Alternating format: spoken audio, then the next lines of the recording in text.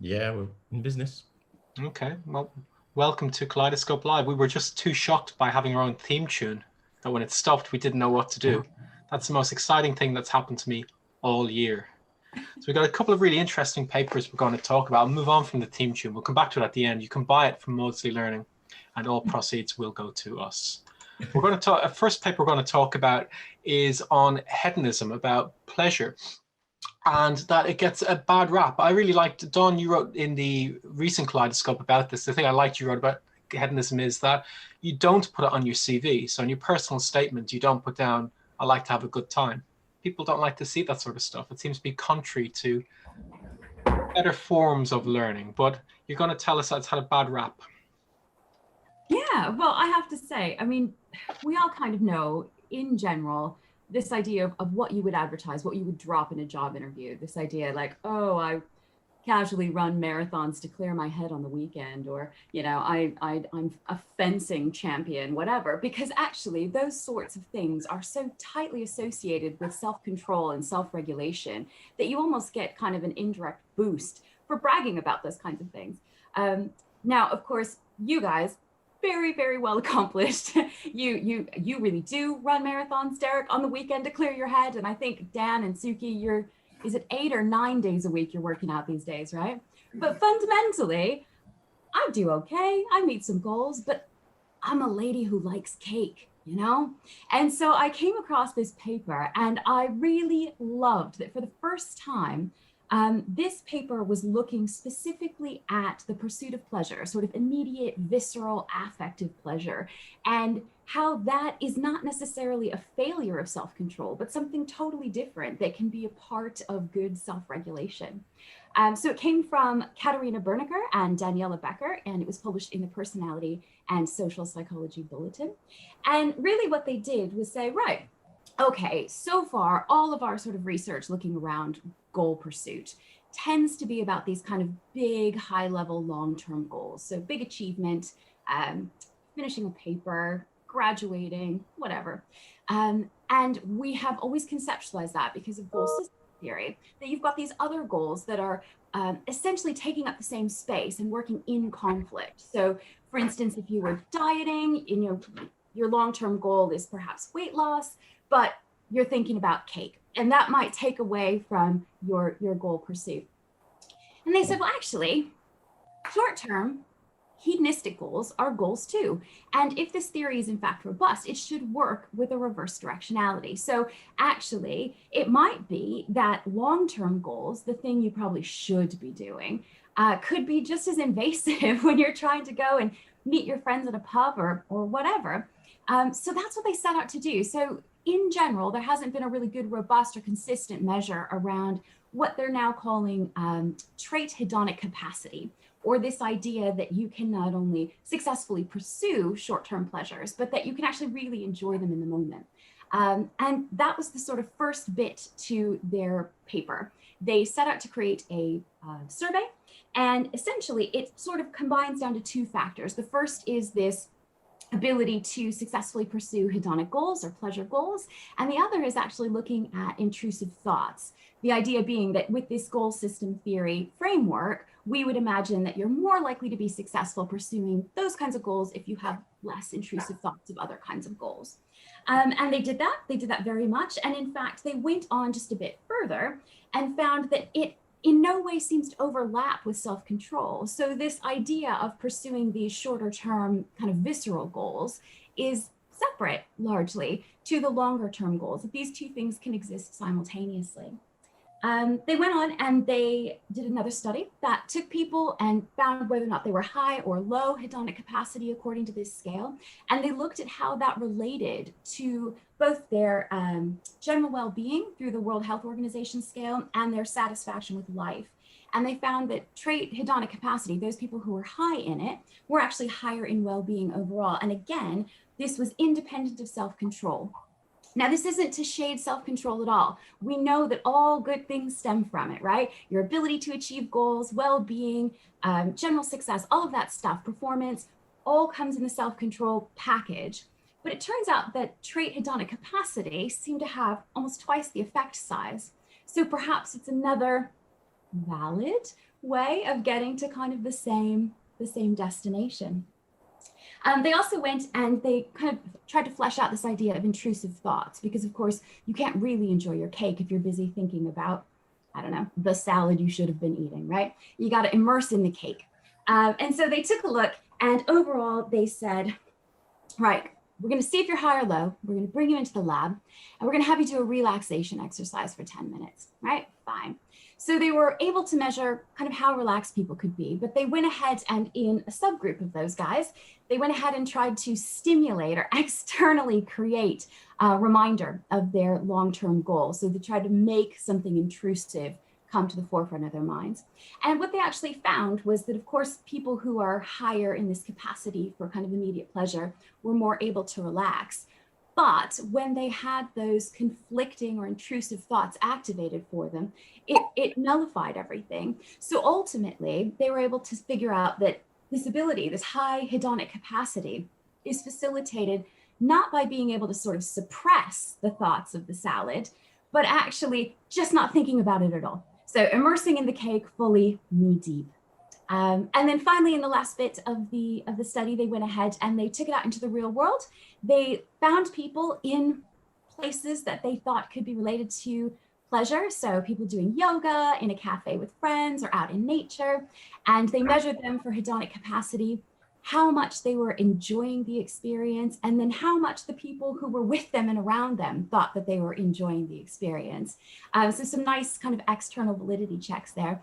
And again, they found everything quite consistently. Those that were higher in this capacity were more likely to be enjoying it, and other people thought they were enjoying it more as well. So what this does ultimately is kind of takes pleasure seeking, immediate pleasure seeking, and removes it as a failure or even in relation to self-control, and puts it on a totally independent scale. It doesn't pathologize it like we see in studies around drug abuse or overeating. It just says, hey, this is a separate thing. It is a goal in and of itself, and it has positive impact on well-being. So I present to you hedonism. This is your take-home message for everyone, is they should be having a good time. And this sounds very much like a mindfulness approach that Dan is such a big advocate of in general. I think if you replace hedonism with mindfulness, my suspicion is that nothing in that paper will change.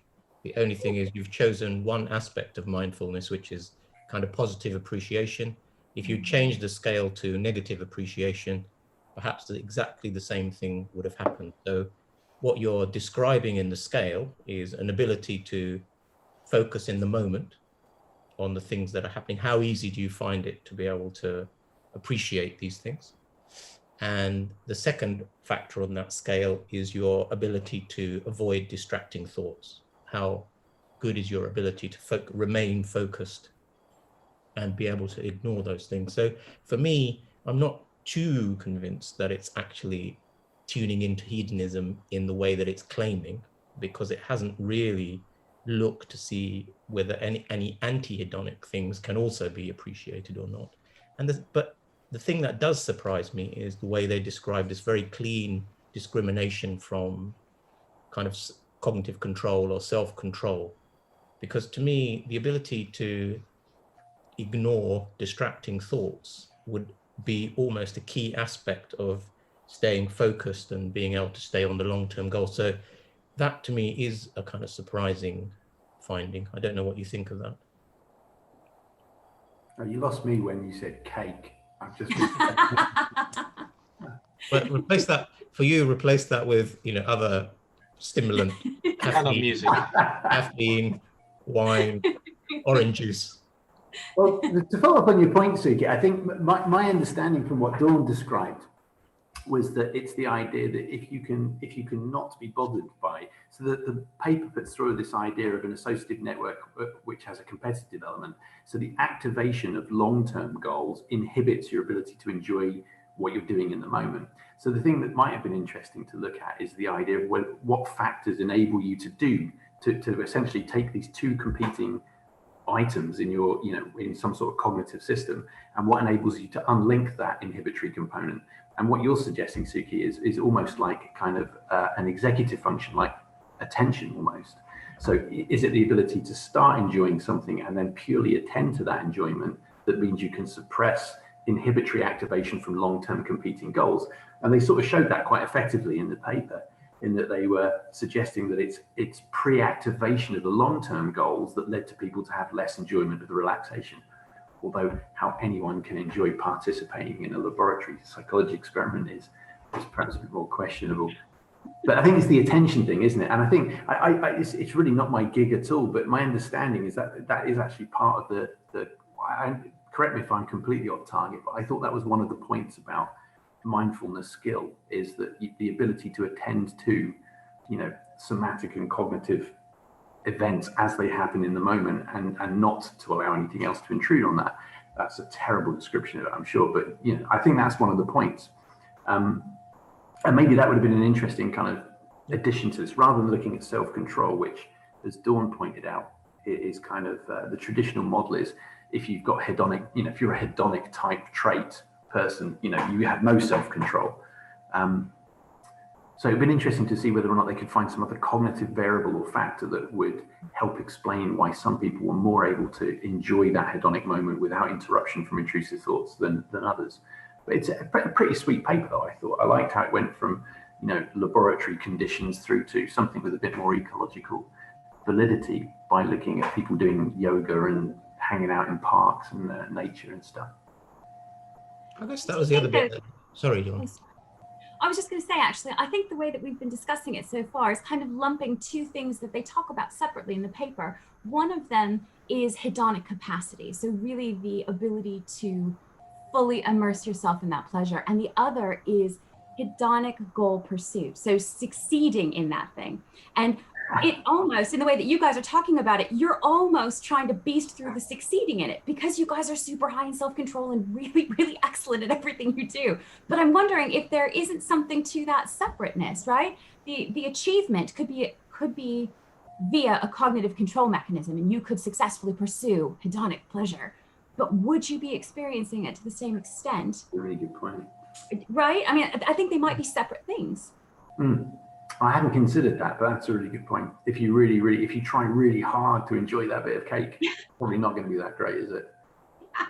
So what's the factor, Dawn? Dawn, you brought in the cake, was your idea. So what makes a cake enjoyable? How does one enjoy cake? I mean, to be fair, it comes very naturally to me, so I'm probably the worst person to speak on it. But I'll tell you, I genuinely, unashamedly, the reason I brought up this idea of like, what are things that you drop when you're at a job interview or at a weird work cocktail party or whatever, like I never have those things. I'm always like, I make a lot of baked goods and then I share them with all my neighbors. It's this idea that things that sort of give me pleasure are really, they're ultimately visceral. And frankly, until this paper, pretty much relegated to the like, ooh, you're never going to get off your couch, are you, lady? But actually, I do okay. I've done some stuff. So I don't know. I liked that it was a different take. And it was this idea that actually pursuing immediate pleasure is hard for some people and that you can fail at it. Because I think having it positioned oppositionally to self-control means that it's a default you fall into, but actually it isn't a natural state for everyone. Some people have to work on it, right, to control it. So yeah, I don't know. I just, like I said earlier, I felt seen. So I offer you up this very humble paper. This is clearly life affirming for you now. Totally. And if people wish to post you in cake, they can of course do that. You'll be happy to try it. You will eat it on screen. You're happy to be sponsored to eat cake while we do this. Absolutely. Photos on Twitter and all. Absolutely. So I'll use that as our moment to segue from pleasure to professionalism. And this was an interesting idea and a slightly controversial paper. So we were talking before we came on to do this about professionalism. So I went and put on a shirt, because how would you know I was telling you the truth if I wasn't wearing a shirt? Suki and I put in books behind us to make it look like we're quite intelligent. Dawn and Dan didn't make quite as much effort as we did, but hopefully you'll believe what they have to say anyway. But there's this idea about professionalism and how we're judged, especially if you're online. Now, what would you believe what we say to you? But Dawn again is going to talk us through a paper that was very controversial and ultimately retracted about professionalism. Yes, so I bring to you the bare facts. Then we will chew it up, spit it out, see where we come out the other side. But I'm talking specifically today about a paper that was published in the Journal of Vascular Surgery. It was entitled Prevalence of Unprofessional Social Media Content Among Young Vascular Surgeons. So pearl clutching from the get-go. Basically, in and of itself, it wasn't terrible on the surface. They decided that they were deeply concerned about the ability of young trainee surgeons to sort of navigate the social media platform, and making sure that, of course, because patients can search you, they might be able to find anything that you have publicly available. So what is it that you're putting out there, and do you really want to be judged on that? The way they went about it, essentially, they got a list of trainees and they looked for them on Instagram, on Twitter, and on Facebook. They created fake accounts to go in and take a look, and then they scored them on professionalism across a series of items. And they were things like, did you do a HIPAA violation? This was in the US. You know, pretty super serious stuff, down to provocative dressing, being featured with alcohol, bathing suit photos. So we end up in a bit of a, we'll go with gray space, yeah? And they found that ultimately actually lots of these young trainees had social media available. Lots of them had public accounts, so weren't utilizing the privacy features that could be the case. And ultimately, they came away deeply concerned about the amount of, we'll go with professional breaches that they stumbled across in their lurking. So the thing is, normally this kind of thing would not, I mean, we wouldn't talk about it. Nobody else would talk about it. The only reason I know about it, not being a vascular surgeon, is because it absolutely blew up on Twitter, med Twitter. So if you are not friends with a bunch of doctor folk, do become them, because ultimately they talk about really interesting things a good portion of the time. And all of a sudden, out of nowhere, this paper came out and hashtag med bikini started trending. So all of a sudden you get all these pictures of these young doctors doing their thing in their bikini, loud and proud, as sort of a reaction against what happened here. So I'm gonna just leave that as a slow pitch. I'm gonna throw it out to you guys, but rest assured, I have thoughts, so enjoy. Sorry, Derek. Go ahead. My immediate reaction to this paper was to remember a time in the 90s when I got told by a mentor to go along to a public lecture at the university I was at, and the lecture was given by this controversial psychologist, Art Jensen, and it was about race and IQ. And I sat through this 2-hour lecture where he presented slide after slide of data on race and IQ. And at the end of it, being young and naive, I remember being blown away by the technical complexity of it and thinking, wow, that's really detailed. And then there's one question that has shaped my thinking about research ever since. And it was one guy who's an educational psychologist in the education department at the university. He put his hand up and he said, really, you know, detailed technical work, but the only question I have for you is why? And I think that stuck with me. It's like, why ask the question in the first place? And I think that is perhaps, I think like Dawn, you were saying, they had, maybe their intentions were good, but the sort of sub question to that is, you know, question why number 2 is why focus on things like provocative dress? Why, you know, there must be guidelines from medical associations they could have stuck to quite clearly. And I think that was my overarching. No, but there is a why, isn't there, right? So that we kind of agree the paper is crap in many senses, methodologically and so forth. But this is an issue. So I know for our junior doctors in South London, they get training on social media about what people will think about them. I'm aware of it. I post stuff, and 3 of us have Twitter accounts. We post different types of stuff. I'm always aware that people will look at it. I think there is a why. There's something about what does it mean? I don't know that we know how to navigate that space very well yet. So I think there's a rationale to think about that and to have caution. But it's how they did it, isn't it? It's what they looked at. And again, I think there was a phrase you used on about it being judged by what's on trend for middle-aged and middle-class white guys. So I think this is the problem. Who's the judge in this kind of hot or not the racing of people? And it's the guys doing the paper, right? It's just men. I think there is one woman Okay. in there somewhere, but actually this is a key point. So fundamentally, what is this about? And it's thrown under the guise of professionalism. And Dan, you say, oh, there must be good measures. Well, actually, there's not. There was an amazing paper in 2017 published that looked over 80 different measures of professionalism and found them to suck. They were not like, there was no content validity, there was no cultural validity. They're like, basically, overall, there isn't an agreed upon definition. And I think it's really important to look historically at what professionalism has been used for, which is ultimately gatekeeping. So it's this got the really sticky history of kind of self-defining. So we know that usually posh middle-aged white men have achieved a thing, good. So then they define success by themselves. Then based on a gut, they get a feeling that somebody's just off brand. They're not presidential, they're not prime ministerial, right?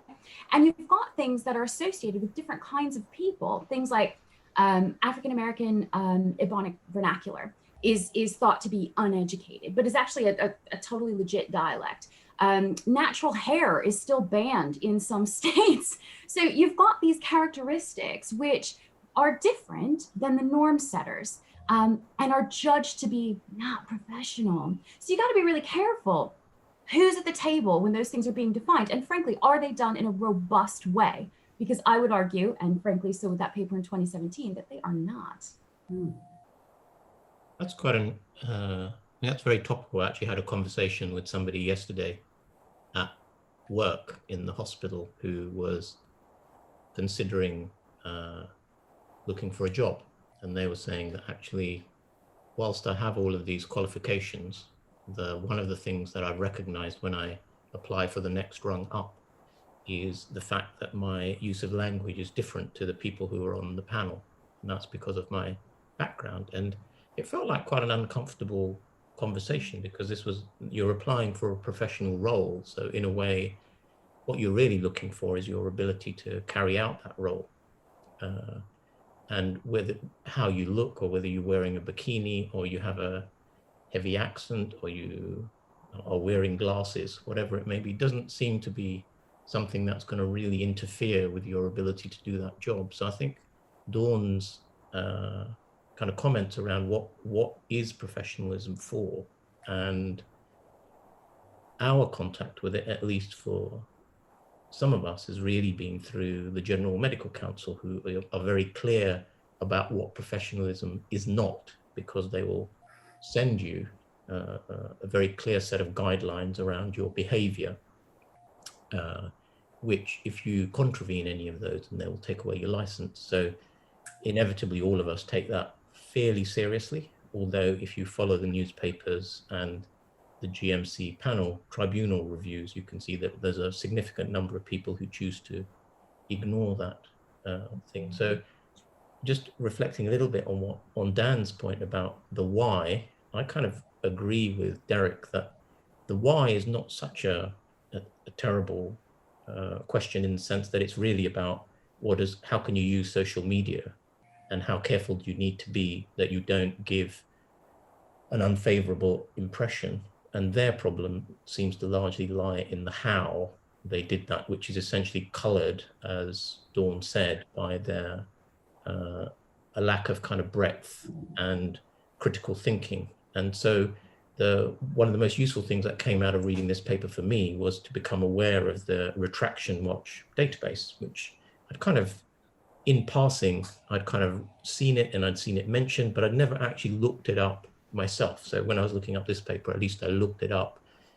Fortunately, I knew what the journal was, so I could put that in, and you can see the papers that have been retracted, and they've also got a little column which tells you the kind of the key reasons. And for this one, the kind of key reasons, I wrote them down, one was a lack of bias, the second one was a lack of institutional approval, and the final one was about errors in methods. But I kind of thought that that's going to be something that it's going to be worth keeping an eye on in the future, just because it's a really good way of kind of educating yourself about things that are not going well in science.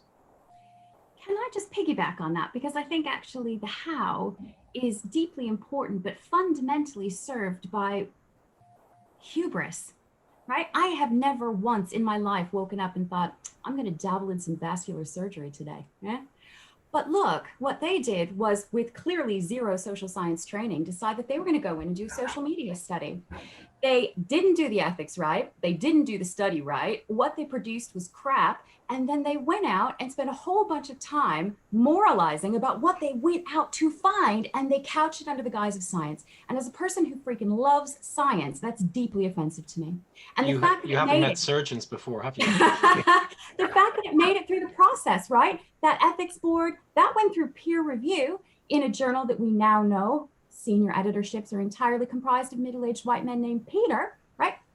All bases covered there in terms of any kind of blind spots.